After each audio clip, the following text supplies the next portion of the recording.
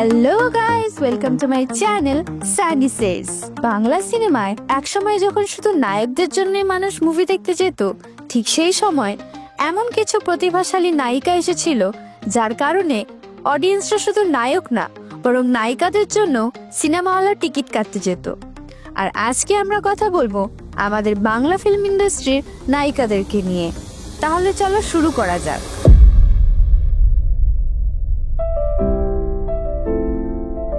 কোয়েল মল্লিকের সেই মিষ্টি হাসি হলে বসে থাকা অডিয়েন্সদের মন হালকা এবং আলো করে তুলত। শ্রাবন্তীর চোখের জল দেখে মনে পড়ে যেত নিজের জীবনের সেই প্রেম ভাঙার গল্প। শুভশ্রী গাঙ্গুলি, মাঠ কাঁপানো গ্ল্যামার আর দারুণ অ্যাক্টিং। এই অ্যাক্ট্রেসটা ছিল সেই সময় বাংলা ফিল্ম ইন্ডাস্ট্রির লিডিং লেডিস। না, শুধু সৌন্দর্যের জন্য নয়, তারা তাদের অভিনয়ের দক্ষতায় একটা গোটা ফিল্মকে টেনে নিয়ে যাওয়ার ক্ষমতা রাখত। আর এই নায়িকারা শুধু নায়িকাই ছিলেন না, তাদের সাথে আমাদের জড়িয়ে আছে অনেক আবেগ এবং আমাদের ছোটবেলার অনেক স্মৃতি। 2003 থেকে 2015 এই সময়টাকে আমরা বলে থাকি বাংলা সিনেমার গোল্ডেন ট্রানজিশন। যেখানে দেব, জিৎ, সোহম ছিল বক্স অফিসের রাজা, সেখানে কোয়েল, শ্রাবন্তী, পায়েল এবং শুভশ্রীর মতো নায়িকারা ছিল দর্শক ও গল্পের মাঝে সেতু।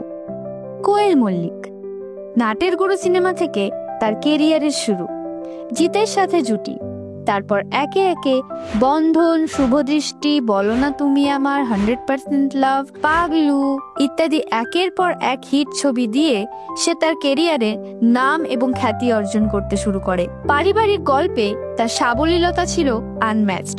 পরিষ্কার উচ্চারণ, ক্লাসি প্রেজেন্স এবং জেন্টেলনেস, পরিবার থেকে প্রেমিকা, সব চরিত্রে কোয়েল মল্লিক যেন একদম ফিট। শ্রাবন্তী চ্যাটার্জি, যে ছিল একসময় প্রত্যেকটি বাঙালির ফার্স্ট ক্রাশ। তার জীবনের প্রথম সিনেমা ছিল চ্যাম্পিয়ন, তারপর একে একে ইডিয়েট, বিন্দাস, শুধু তোমারই জন্য, সেদিন দেখা হয়েছিল এর মতন হিট সিনেমা দিয়ে সে বাংলা ফিল্ম ইন্ডাস্ট্রিতে একটি জায়গা করে নিয়েছিল। পায়েল সরকার, আই লাভ ইউর মতন হিট সিনেমা দিয়ে তার সিনেমা জগতে পথ চলার শুরু। তারপর একে একে বোঝে না সে বোঝে না, প্রেম আমার, লে ছক্কা, এইসব ছবিতে তার সেন্সুয়াল এবং সিনসিয়ার অভিনয় দিয়ে অডিয়েন্সের মনে জায়গা করে নিয়েছিল। বোল্ড এবং আরবান চরিত্রে পায়েল সরকার ছিল অনন্য। সে গ্রামের গল্পেও আধুনিক ঝলক নিয়ে আসতে পারত। শুভশ্রী গাঙ্গুলি, কেরিয়ারের শুরু গ্ল্যাম ডল হিসেবে। চ্যালেঞ্জ, রোমিও, খোকাবাবু ইত্যাদি ফিল্ম করে সে ধীরে ধীরে নিজের ধারা গড়ে তুললেন। তারপর পরিণীতা, ইন্দুবালা ভাতের হোটেলের মতন ওয়েব সিরিজে কাজ করে তার অভিনয়ের দক্ষতায় দর্শককে চমকে দিলেন।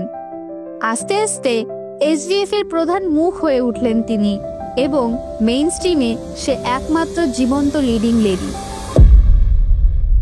তবে এই নায়িকাদের পতন কিন্তু রাতারাতি হয়ে যায়নি। এই পতনের পেছনে রয়েছে অনেক কারণ এবং আমরা এখন সেই কারণগুলোকেই ডিসকাস করব। শ্রাবন্তী 2016 পর থেকে একই প্যাটার্নের সিনেমা করে যাওয়া এবং একঘেয়েমি হয়ে ওঠা। তার ব্যক্তিগত জীবন ওভারশ্যাডো করলো তার অভিনয়। তারপর 2021 সালে বিজেপিতে যোগ দিয়ে রাজনীতির ময়দানে নামা, তারপর হার এবং শুরু হলো বিতর্ক, মাল্টিপল ম্যারেজেস, কাস্টাডি মামলা, ট্যাবলয়েডসের খোড়া। প্রেমের নায়িকা থেকে তিনি হয়ে উঠলেন গসিপ পেজের হেডলাইন। কোয়েল মল্লিক এক্সপেরিমেন্টাল বা রিস্ক কাজ করতে চাচ্ছিলেন না, তিনি তার শালীনতা বজায় রেখে কাজ করতে চাচ্ছিলেন। তারপর 2013-তে বিয়ে এবং 2020-তে মা হয়ে ওঠা। পর্দায় তার অনিয়মিত উপস্থিতি তার ফেমাসিটি আস্তে আস্তে কেড়ে নেয়।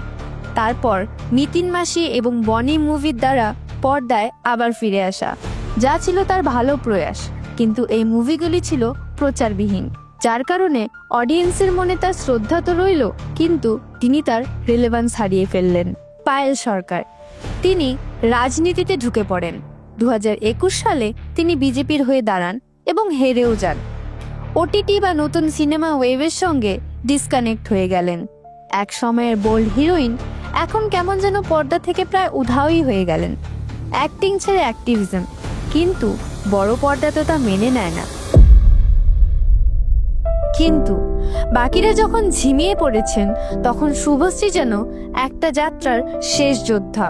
তিনি পরিণীতার মতন মুভি করে নিজেকে পুনরায় তুলে ধরেছেন এবং তার অভিনীত ইন্দুবালা ভাতের হোটেল ওয়েব সিরিজটি খুবই প্রশংসনীয়।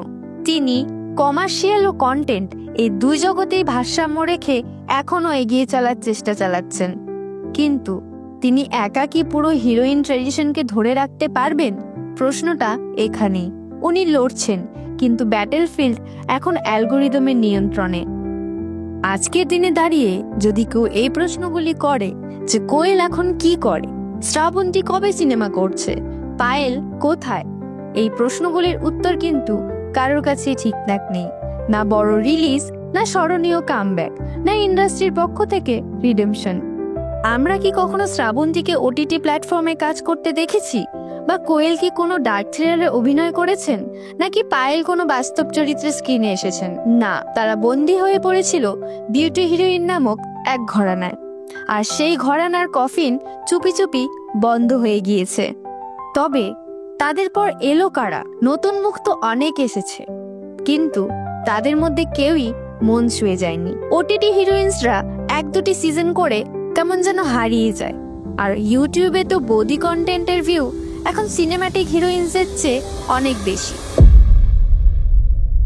আজকের হিরোইন মানে filters, frames and angles, performance নয়, প্রেজেন্সই কারেন্সি। কিন্তু প্রশ্নটা হচ্ছে, স্মৃতির ভরসায় বাংলা সিনেমা আর কত দেরি বা এগোবে? আর সবচেয়ে বড় সত্যি, এই পতনের জন্য কিন্তু শুধু এনারা নন, দায়ী আমরাও, দর্শক হিসেবে, নির্মাতা হিসেবে এবং সমাজ হিসেবে। এই কথাটি বললে ভুল হবে না যে এই হিরোইনদের কিন্তু গল্প শেষ হয়ে যায়নি, বরং তাদের জন্য লেখা শেষ করে দিয়েছে আমাদের ইন্ডাস্ট্রি। কোয়েল, শ্রাবন্তী, পায়েল, শুভশ্রী এই হিরোইনরা কিন্তু শুধু হিরোইন ছিলেন না, তারা ছিলেন আমাদের বাংলা ফিল্ম ইন্ডাস্ট্রির নায়িকা যুগের শেষ কাব্য। আর আমরা শুধু নীরব দর্শক হয়ে বসে রইলাম।